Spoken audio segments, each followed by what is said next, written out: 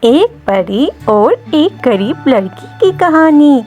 ایک گاؤں میں جو پہاڑوں کے نیچے بسا تھا، ایک غریب لڑکی رہتی تھی جس کا نام سمرن تھا۔ سمرن کی زندگی بہت مشکل تھی کیونکہ اس کے والدین کا انتقال ہو چکا تھا۔ وہ اپنی دادی کے ساتھ ایک چھوٹے سے مکان میں رہتی تھی۔ سمرن کا دل بہت نرم اور خلوص سے بھرا ہوا تھا۔ وہ ہر روز صبح سویرے کھیتوں میں کام کرنے جاتی اور شام کو واپس آ کر اپنی دادی کا خیال رکھتی تھی۔ ایک دن جب وہ کھیت میں کام کر رہی تھی، اچانک ایک عجیب و غریب روشنی آسمان سے زمین پر اتری۔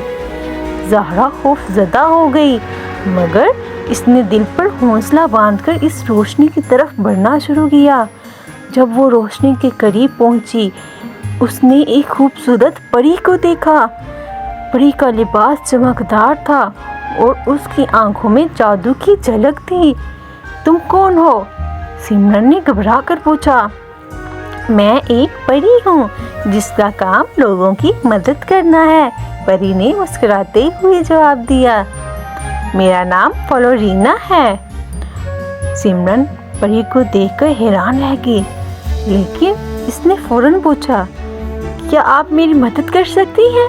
میری زندگی بہت مشکل ہے اور میں چاہتی ہوں کہ میری دادی کو کچھ سکون ملے۔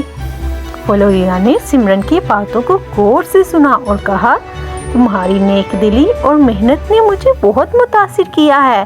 میں تمہاری مدد کر سکتی ہوں، لیکن تمہیں ایک وعدہ کرنا ہوگا۔ کیا وعدہ؟ سمرن نے بے چینی سے پوچھا۔ فلورینا نے کہا، تمہیں کبھی بھی اپنی ایمانداری اور محنت کو نہیں چھوڑنا ہوگا، چاہے حالات جیسے بھی ہوں۔ سمرن نے فوراً وعدہ کیا کہ وہ ہمیشہ ایمانداری سے زندگی گزارے گی۔ پری نے اپنی چھڑی ہلائی اور اچانک سمرن کے کھیت میں سونے کی فصل اگ گئی۔